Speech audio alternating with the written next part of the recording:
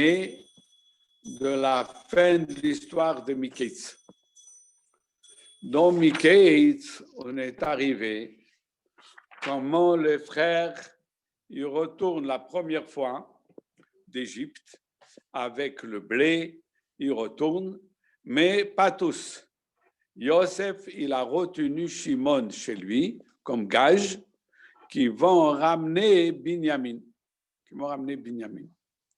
Alors, ils sont revenus à la maison et là, ils racontent à Yaakov Avinu que Shimon a été retenu et il faut qu'on amène maintenant Binyamin. Yaakov va leur dire, pourquoi vous avez raconté au chef d'Égypte que vous avez encore un frère? Ils ont dit, voilà, il nous a demandé comment ça va nos enfants, nos petits-enfants. Il a trop demandé. On ne savait pas qui va demander de ramener le frère.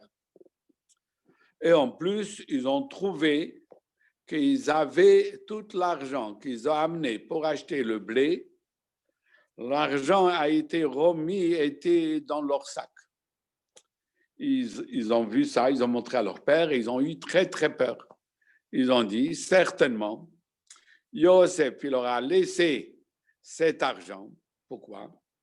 Parce qu'il veut acheter Shimon comme esclave et il veut aussi, quand on va amener Binyamin, il va les garder.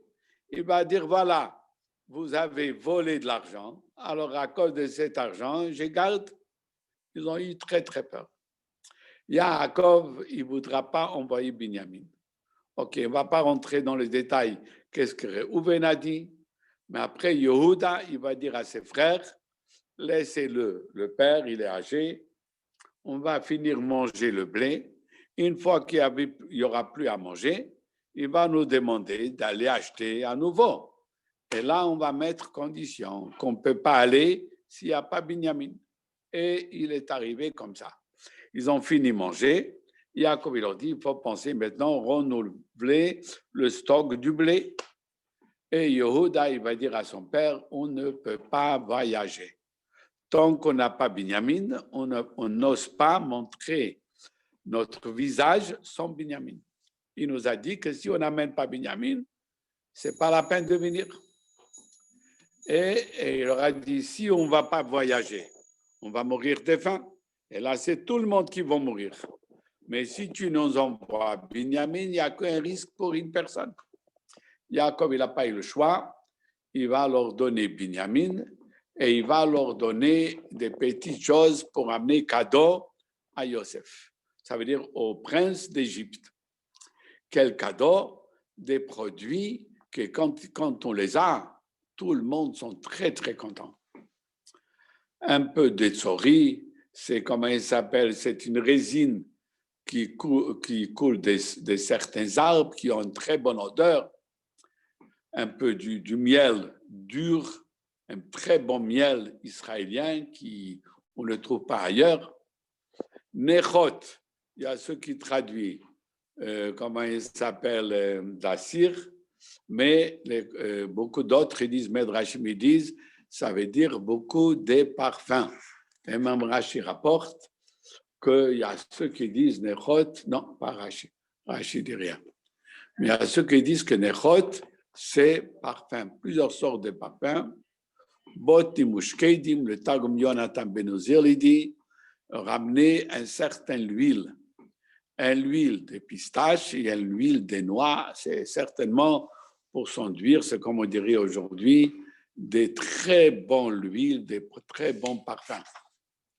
Et il va leur dire, vous allez prendre l'argent, plus d'argent. D'abord, l'argent que vous avez trouvé dans le sac, le ramener, et vous prenez encore d'argent pour acheter nouveau du blé, mais peut-être le prix a doublé, vous allez prendre double d'argent.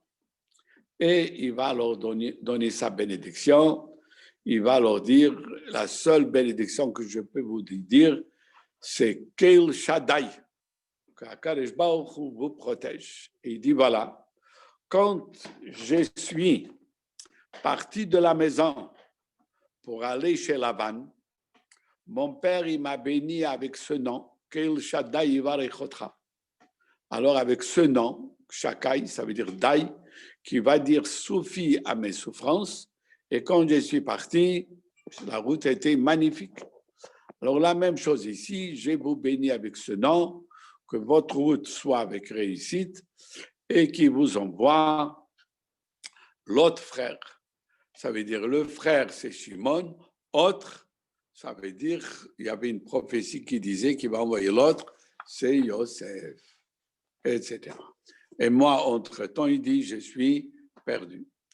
Ok, la Torah raconte qu'ils ont pris ce petit cadeau, ils ont pris argent double, ils ont pris Binyamin, ils sont partis en Égypte. Ils sont arrivés en Égypte, ils sont arrivés direct dans la maison de Yosef. Yosef, il a vu avec eux Binyamin. Il a dit à son responsable, et le Targum Yonatan Ben Ozir lui dit, qu'il a dit à Ménaché, son fils Ménaché, qui avait à l'époque 7 ans, il avait à l'époque, parce qu'il est né avant comment il s'appelle, la famine, beaucoup avant la famine. Là, c'était la 2e année de famine. Donc, le maître Rachid dit qu'il avait 7 ans. Il lui a dit, tu vas faire rentrer ces gens à la maison et tu vas préparer de la viande, tu vas faire la shrita devant eux, tu vas enlever le nerf sciatique devant eux et tu vas préparer le repas. Préparer, ça veut dire préparer avant Shabbat. Le soir, c'était Shabbat parce qu'ils vont manger avec nous. Batsa Horaim, à midi. Batsa Horaim, Rachid dit, ça ne veut pas dire midi. Tzoraim, ça veut dire le repas des déjeuners. Donc le maître Rachid dit que là, on voit que Yosef, il a gardé Shabbat. Il a dit préparer. Quand est-ce qu'il faut préparer d'avance? C'est pour Shabbat. C'est pour ça que Dieu l'a récompensé, comme il a respecté Shabbat, que sa tribu, la tribu d'Ephraïm, quand on a inauguré le Mishkan, il a amené ses korbanot, le chef de la tribu d'Ephraïm, le jour de Shabbat. Bayom Hashevi, Nassil, Evne Ephraïm, Elishama ben Amidot. Ok, alors Ménaché, il leur fait rentrer à la maison. Ils ont eu peur, ils ont dit certainement, on veut nous faire rentrer à la maison, fermer à clé et nous amener en prison à cause de l'argent, que soi-disant on a volé de l'argent.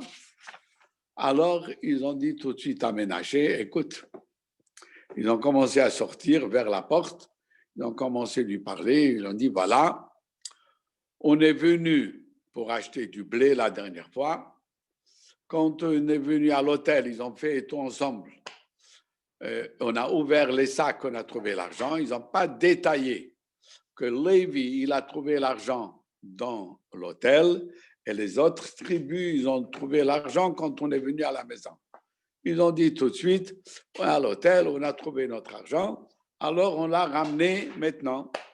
On l'a ramené pour te rendre l'argent qu'on n'a pas payé pour la dernière fois et on ne sait pas qui est-ce qui nous a mis l'argent dans nos sacs.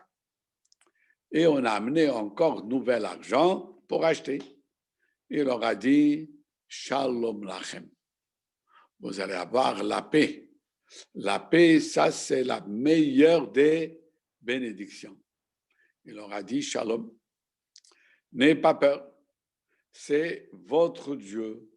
Et si ce n'est pas vous, si vous-même, vous n'avez pas assez de mérite, c'est le Dieu de vos ancêtres qui vous a donné un trésor. Votre argent m'est arrivé. Là, c'est certainement de l'argent des autres personnes qui ont payé et leur argent est tombé dans vos sacs. Donc, comme on ne sait pas qui, c'est à vous, c'est à vous. Et il leur a amené Shimon. Et le maître Rachid dit que quand Shimon il est arrivé, il était rond. Parce que pendant tout le temps qu'il était là, Yosef lui a donné tellement bien à manger qu'il est devenu rond. Il a reçu un petit ventre, etc. On les a fait rentrer à la maison. Il leur a donné de l'eau pour laver leurs pieds. On a donné à manger à leurs ânes. Et alors eux, les frères, ils ont préparé le cadeau. Ils l'ont arrangé certainement dans des belles, comment il s'appelle, Rachi, il dit, pas Rachi, le commentaire, il dit, dans des bons récipients. Et quand Yosef il est venu après pour manger, ils ont donné le cadeau, ils se sont prosternés par terre et il leur a demandé comment ça va votre père.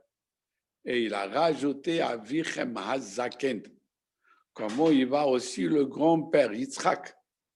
Est-ce qu'il est encore vivant? Ils n'ont pas voulu dire qu'Yitzhak est déjà décédé. Ils ont dit seulement, ton serviteur, notre père, est vivant. Comme ça, il a compris que Yosef, que Yitzhak est déjà décédé. Yitzhak est décédé 10 ans avant. OK. Ils comment il s'appelle, ils sont prosternés encore une fois. Et là, encore une fois, Yosef, il regarde Binyamin et il leur demande, est-ce que c'est ça le petit frère que vous avez vu, que vous avez dit? Il n'était pas si petit, il avait déjà 10 enfants. Et là, Yosef va lui donner une beracha. Elohim yochne rabni, que Dieu il te donne grâce. Pourquoi il a donné cette bracha à Binyamin? Parce que Yaakov, il a déjà donné cette bracha quand il a rencontré Esav et Binyamin n'était pas encore né. Quand Binyamin n'a pas eu cette bracha, c'est Yosef qui lui donne. Quand Yosef il a vu Binyamin, c'est marqué, il a eu une discussion avec Binyamin.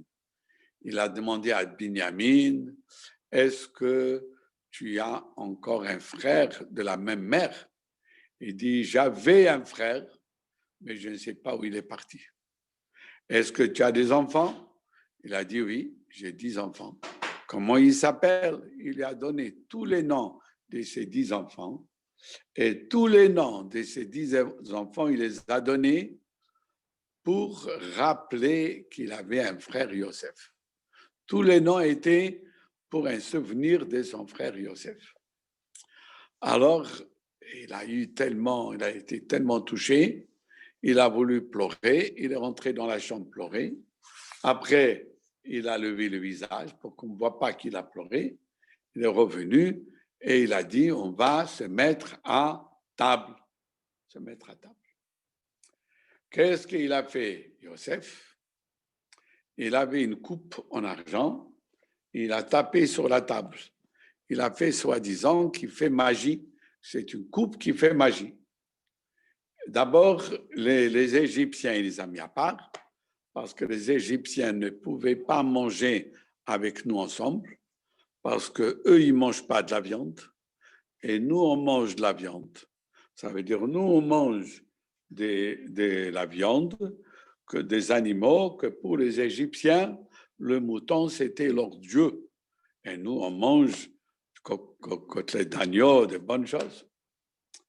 Alors, il a tapé, alors les Égyptiens, ils ont mis à part. Après, il a pris sa coupe, il a tapé. Il a dit, Reuven, Shimon, Lévi, Yehuda, Issachar, Zvulun, c'est des frères de la même mère. Ils se mettent un à côté de l'autre. Et avec l'autre, Reuven qui est premier-né en premier, etc. Après, il a cité comme ça les autres. Dan et Naphtali, ils sont aussi les enfants d'une mère, ils se mettent un à côté de l'autre. Gad Asher, ils sont deux frères d'une mère. Après, il a dit Binyamin, il est orphelin. Il n'a pas connu sa mère est morte à sa naissance. Moi aussi, je n'ai pas de mère qui se met à côté de moi. Alors, quand ils ont entendu ça, le frère, ils ont eu peur. Ils ont dit, ah, Yosef, il peut encore prendre la coupe, taper et dire que vous avez vendu un frère. Oh, ils ont eu peur. Après, il leur a donné des cadeaux, il leur a, comment il s'appelle, il leur a donné des repas à manger et il a donné à Binyamin 5 5 plats. Il a donné le plat à Binyamin. Yosef lui a donné son plat. Quand Yosef a donné, la femme de Yosef, Asnat, a donné son plat aussi. Ménage et Ephraim, ils ont donné aussi leur plat. Donc Yosef, il avait 5 plats. Le maître Rachid dit que Yosef, Chas Shalom, n'était pas un goinfre. Il n'a pas mangé 5 plats. Mais on lui a donné les 5 plats. Et c'était lui après à distribuer, à donner rab à celui qui voulait. Et ils ont bu du vin. Depuis qu'ils ont vendu Yosef, 22 ans, ils n'ont pas bu du vin. Là, il leur a donné à boire, ils étaient obligés de boire. Pourquoi? Parce qu'ils se sont dit, si on ne va pas boire, qu'est-ce qu'il va dire Yosef?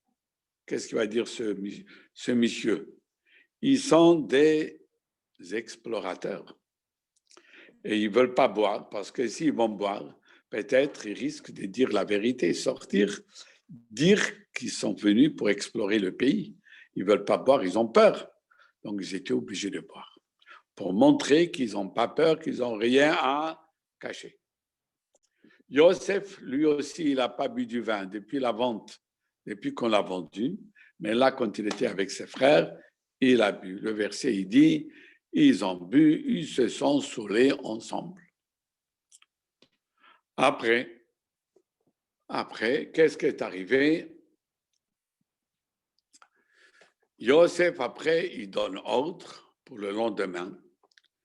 Il donne ordre aussi à Ménaché, il dit Targum Yonatan ben Uzziel, de remplir tous leurs sacs avec du blé, avec nourriture, maximum qu'ils peuvent porter, et mettre aussi leur argent dans le sac, et prendre la coupe en argent de Yosef, et le mettre dans le sac de Binyamin, ensemble avec l'argent qu'il a amené pour acheter du blé.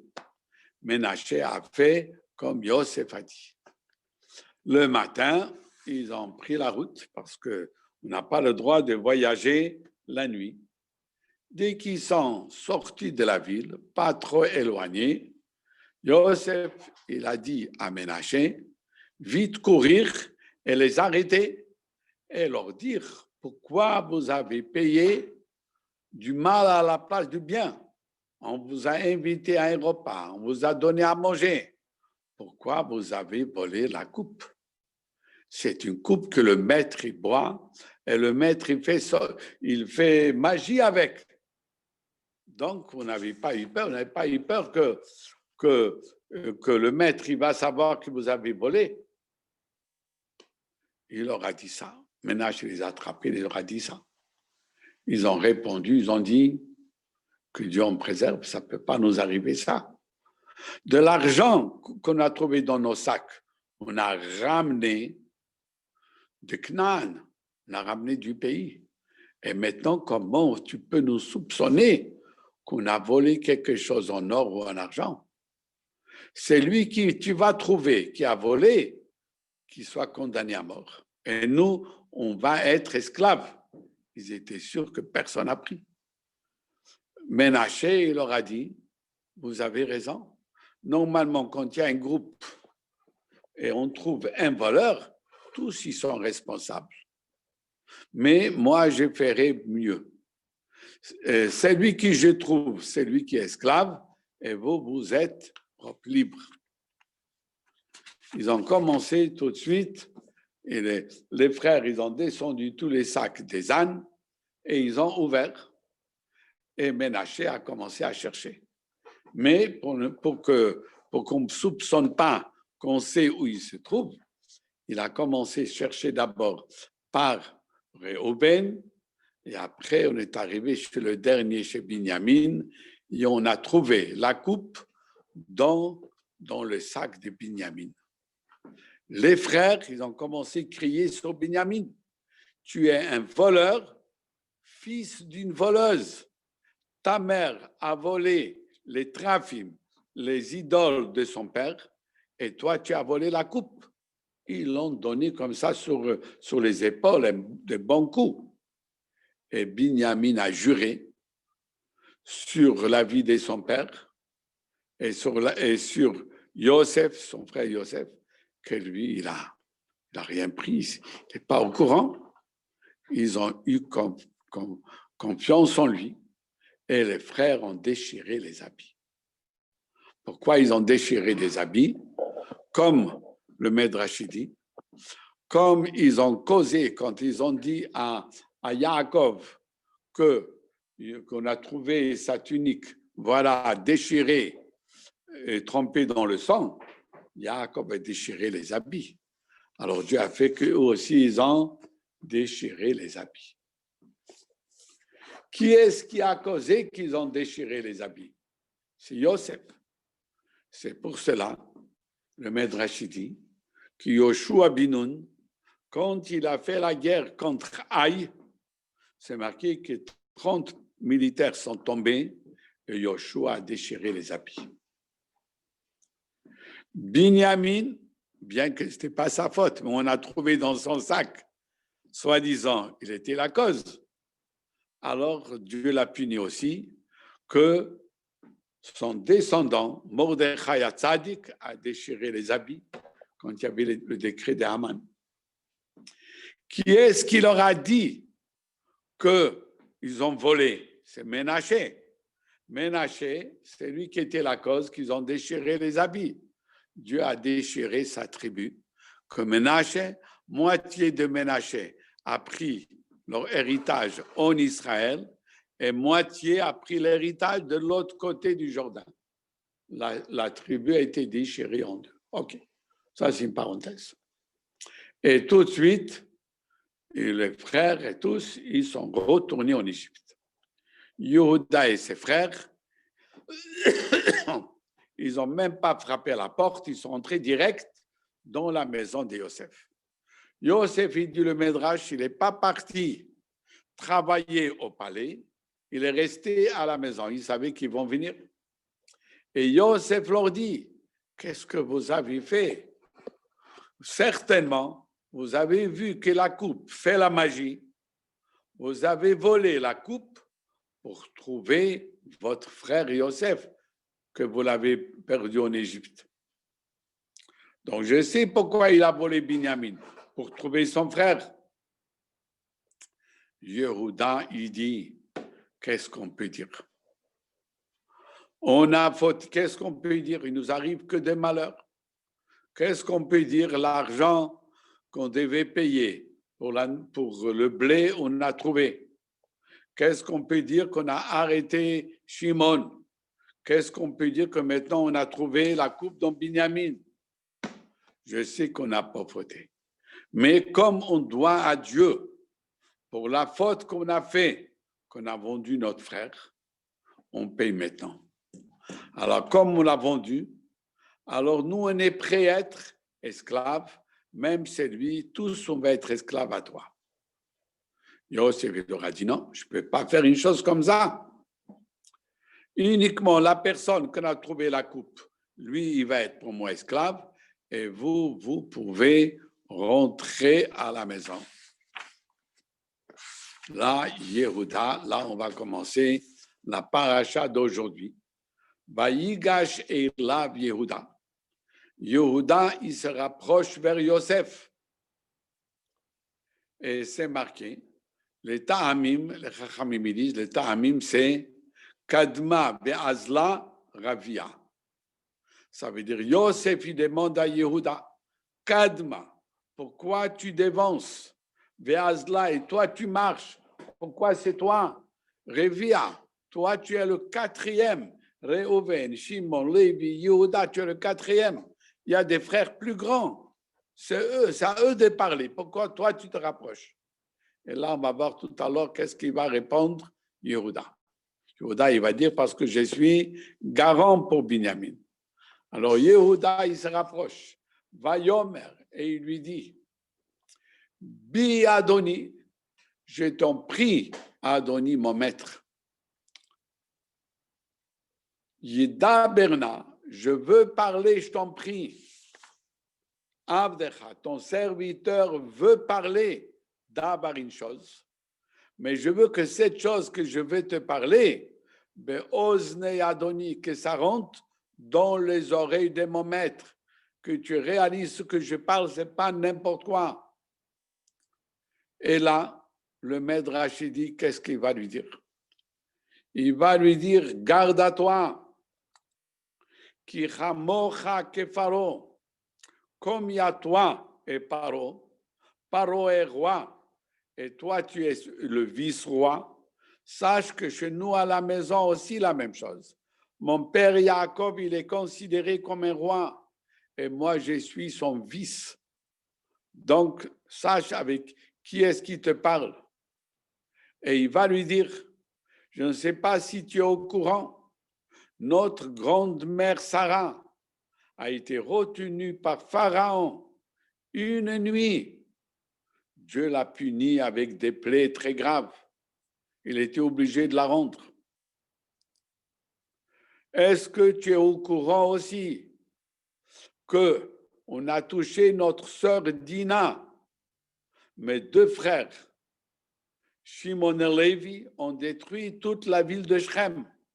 Et ça, c'était une fille qu'elle ne prend pas héritage en Israël, elle ne fait pas partie des 12 tribus. Mais Binyamin, il fait partie des 12 tribus. Pas seulement il fait partie. Dans ces territoires, il y aura Beth Amikdash, Yerushalayim. Tu le retiens. Je ne sais pas qu'est-ce qui peut t'arriver. Et il a dit, si tu ne me donnes pas Binyamin,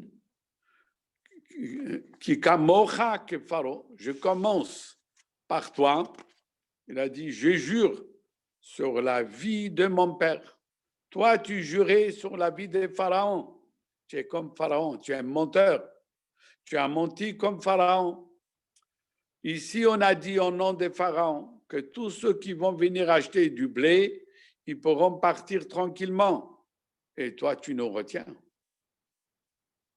Donc, tu es comme Pharaon, il dit des choses et il ne réalise pas. Et il a commencé à dire, si je sors mon épée de son étui, il ne retournera pas jusqu'à que l'Égypte va être en sang. Je commence par toi et j'ai fini par Pharaon. Quand il a dit cette phrase, Yosef, il a fait venir, il a appelé 70 giborim, 70 personnes très très fortes. Et Yehuda, il a fait un cri et il a tapé avec le pied par terre. Le palais a tremblé, ils sont tous tombés. Alors, Yosef a fait signe à Ménaché, lui aussi il a fait la même chose. Il a crié et tout a tremblé. Il a dit, ça c'est la force de notre père. Quand il a eu la force de Ménaché, il va commencer à parler Yehuda un peu plus clair, un peu plus comment il s'appelle. Et en plus, c'est marqué que Yehuda, quand il se mettait en colère, il y avait des poils qui traversaient les habits et qui sortaient dehors. Et pour réveiller sa colère, il mâchait des pièces en cuivre. Alors, quand on a vu tout à l'heure que Ménaché, il a fait aussi, il a tapé avec le pied par terre et le palais a tremblé, alors Yehuda, il a commencé à parler avec plus de doucement. Et il a dit, Adoni Charles, mon maître a demandé, et Abadab à ses serviteurs, en disant, tu nous as demandé, Hayesh lachem av oach, est-ce que vous avez un père ou un frère? Normalement, quand on vient acheter du blé, est-ce que tu arrêtes les gens et tu leur poses des questions s'ils ont un frère ou un père? On demande des choses comme ça quand on veut se marier. Mais est-ce que tu cherchais, tu voulais marier ta fille ou notre sœur, tu voulais que tu demandes si on a un frère ou un père? Et malgré qu'on ne devrait pas te répondre, mais nous, on était des gens bien, va nommer l'Adoni. On a répondu au maître. Yesh lanu ab zaken. Nous avons un père âgé. Veyeled zekonim katan. Et il a un fils qui est né à sa vieillesse qui est petit. Ve'achiv met, son frère de la même mère est décédé.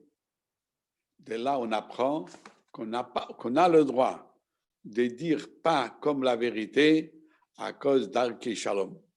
Il a eu peur de dire qu'il y a encore un frère, sinon il va dire amenez-le. Il a dit elle est morte. Et Binyamin, le petit, il est resté seul, les Imo, de la même mère. Et de cette mère, il n'a plus d'autres frères. Et le père l'aime très, très fort. Alors, va tomer el abadecha. Tu as demandé à tes serviteurs, tu nous as demandé, Horidu elai, faites-le descendre chez moi. Mais asima eni ala. Mais je vais juste le regarder pour voir si c'est vrai que vous avez encore un frère, donc vous êtes des gens vrais, et fini. Et nous, on t'a expliqué que c'était impossible. Va nomer el adoni, on t'a répondu. Lo yuchalanar lazov et aviv. Cet enfant, il ne peut pas laisser abandonner son père.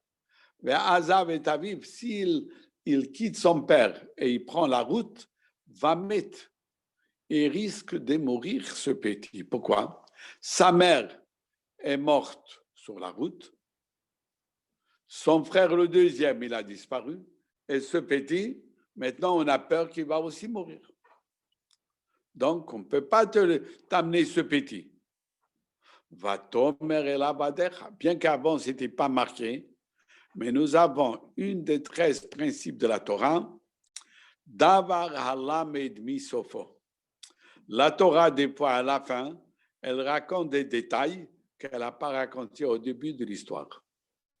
Donc, dans les discussions avant, ce n'était pas marqué dans la Torah qu'ils ont dit à Yosef qu'il y a un danger d'amener Binyamin et tout et tout. Mais la Torah le raconte ici. De là, on apprend qu'à l'époque, quand il a demandé Binyamin, voilà qu'est-ce qu'ils ont dit. Va-t-on el abader. Et toi, tu nous as répondu.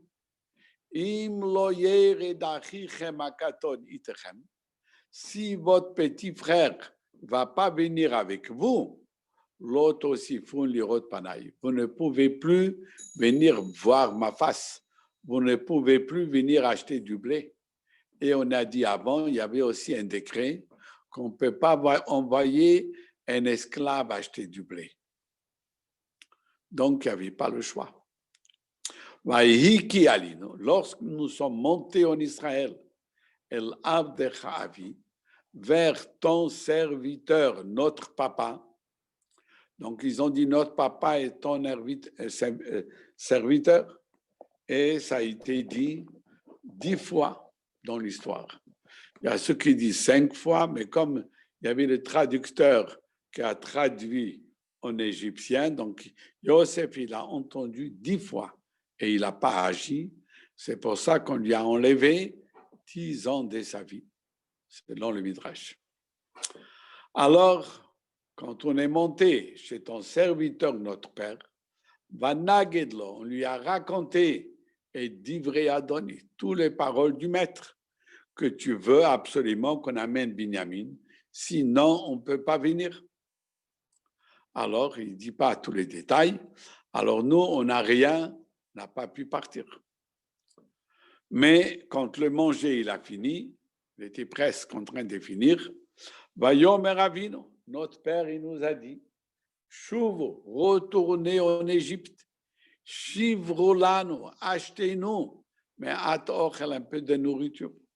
Quand notre père, il nous a demandé de revenir en Égypte pour acheter de la nourriture, Vanomer, là on a répondu à notre père, nous ne pouvons pas descendre en Égypte, ce n'est pas possible. Si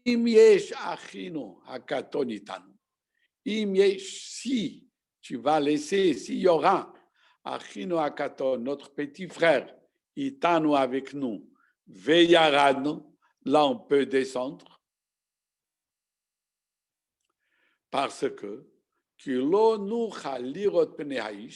on ne peut pas venir voir le visage de ce monsieur, le chef d'Égypte. Vachino akaton inenu itanu. Et le petit, il n'est pas avec nous. C'est impossible. Vayomer abdecha avi eleinu. Ton serviteur, notre père, il nous a dit, il raconte qu'est-ce que Yaakov a dit. Il a dit, Atem yedatem, vous êtes au courant, vous le connaissez bien, Kishnaim yaldali ishti.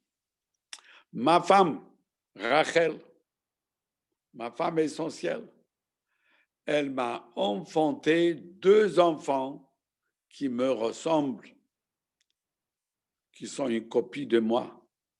C'est Rachel qui me les a enfantés.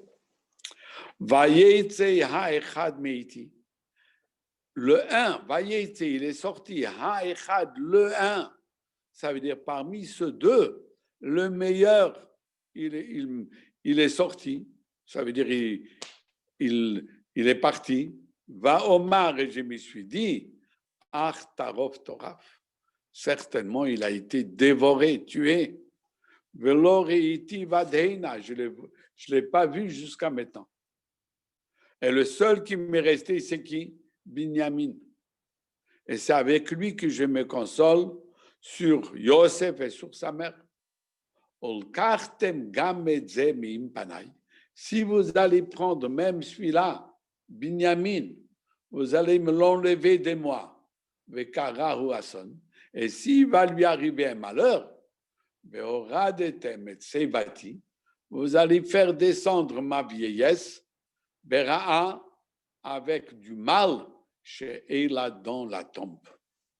Avant, c'est marqué Beyagon.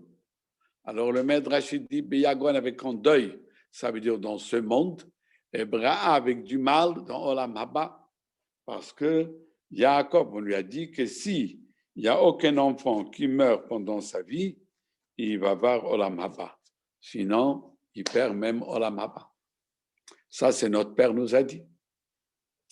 Ve'ata. Alors, Yosef, Yehuda, il lui dit, Ve'ata, maintenant, Kir Oto, si le père, il va voir, si on va partir, et on va laisser Binyamin ici comme un esclave, alors quand le père, il va voir, que l'enfant, on ne l'a pas amené, va mettre. Le père, il va mourir de malheur. Ça veut dire que nous, ces enfants, tes serviteurs, c'est nous qu'on est responsables, qu'on va descendre. Et Seivat Avdechavinu, la vieillesse de ton serviteur, notre père, on va descendre la vieillesse de notre père, Beyagon en deuil, chez Ola dans la tombe.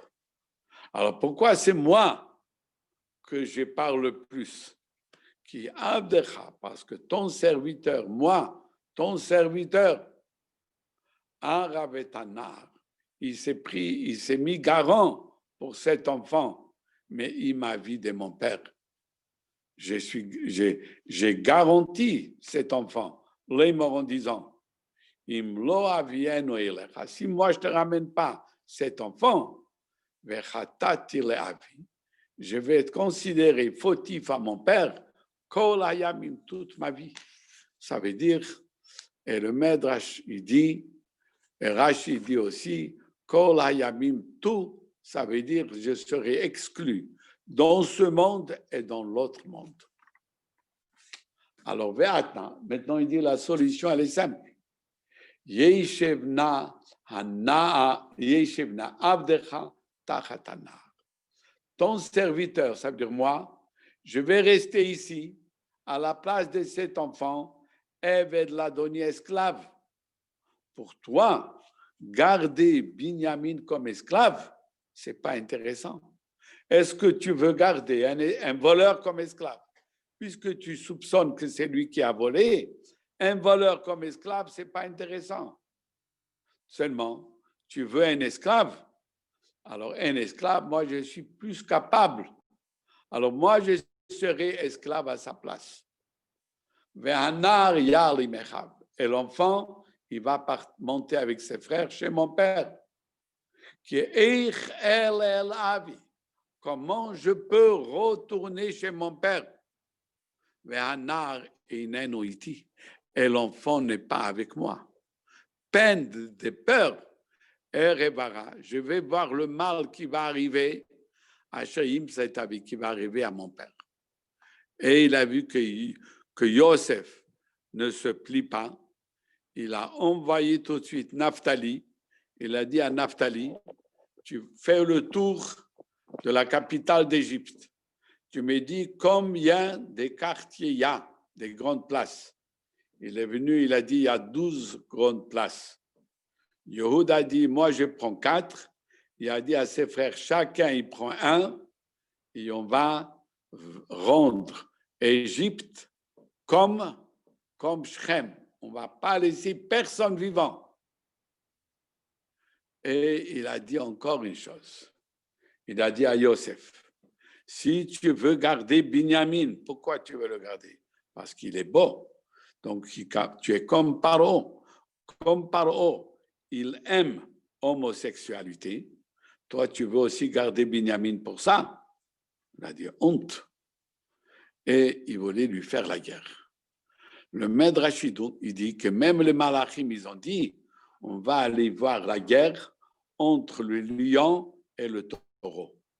Yehuda est comparé à un lion et Yosef est comparé à un taureau. Pourquoi Yosef il a fait tout ça? Il y a plusieurs explications. Une des explications, avant de se dévoiler à ses frères, il voulait voir si vraiment ses frères l'aiment. Si ses frères ils vont être prêts à donner leur vie pour Binyamin, donc ils ne sont pas jaloux sur les enfants de Rachel, alors là, lui aussi, il peut se dévoiler. Quand il a vu que c'est presque la guerre, alors là, tu auras dit, Velo Yachol Yosef. Yosef, il ne pouvait plus, de se retenir. Le Chol Anitzavim Alav, devant tout qui était à côté de lui, Vaïkra, il a fait un appel, il a demandé, Hotzio Kolish Me'alai, que tout le monde sorte. Que tout le monde sorte. Il n'a pas voulu se dévoiler à ses frères en présence des Égyptiens, que les Égyptiens voient que les frères, ils l'ont vendu. Comment ils auront honte quand il va se dévoiler. Il a demandé à tous les Égyptiens de sortir. Et c'est marqué qu'à ce moment-là, Yosef il s'est mis en danger. Une fois que tous ils sont sortis, des fois par honte, ils pouvaient le tuer sur place. Velo Amad Ishito, il n'y avait même pas une personne qui était avec lui.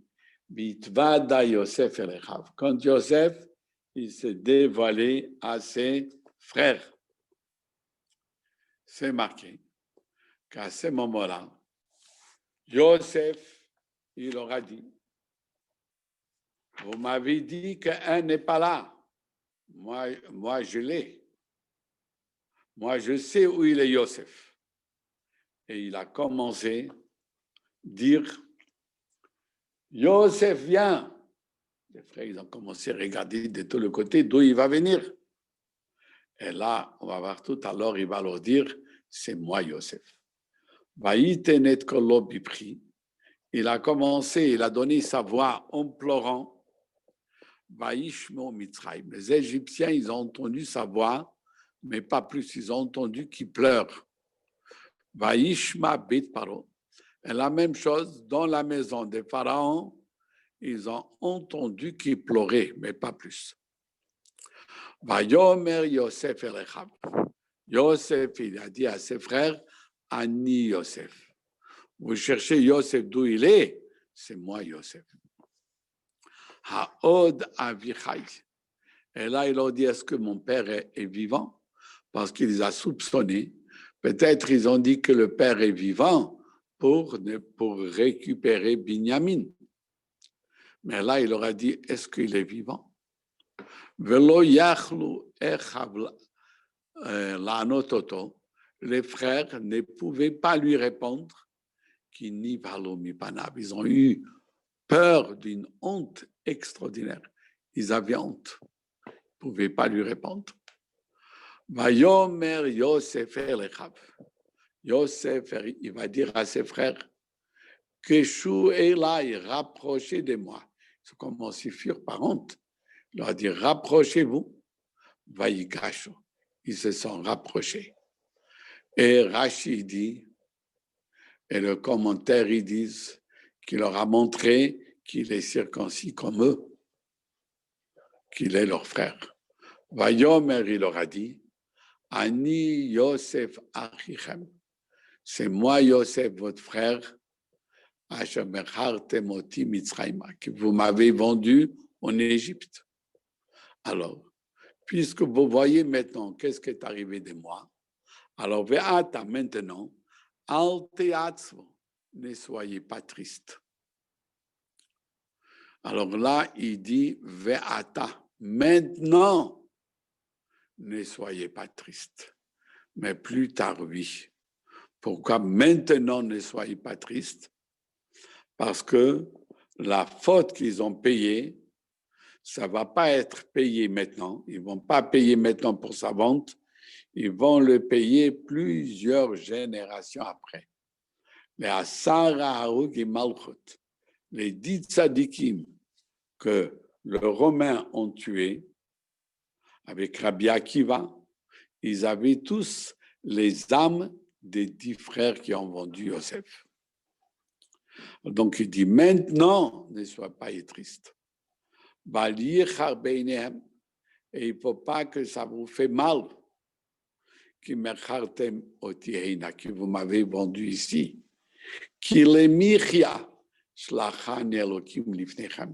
Dieu m'a envoyé ici pour vous donner la vie. Donc, vous avez voulu me faire du mal, mais ce mal, Dieu l'a transformé comment? En bien. Dieu il m'a envoyé, ce n'est pas vous.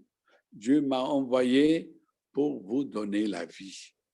Et si Dieu veut, une autre fois, on va expliquer plus pourquoi c'était obligé que Yosef arrive en Égypte par la vente de ses frères, pas par un autre moyen. Parce que cela va permettre la sortie d'Égypte. Ça, on va voir plus tard une belle, très, très belle sikha du Rabbi et un Zohar. Alors, on va laisser ça pour la prochaine fois. Alors, bonne soirée à tout le monde et merci que vous avez assisté au cours. Et je vous remercie à tous. Et merci surtout à comment il s'appelle, à notre ami Michael,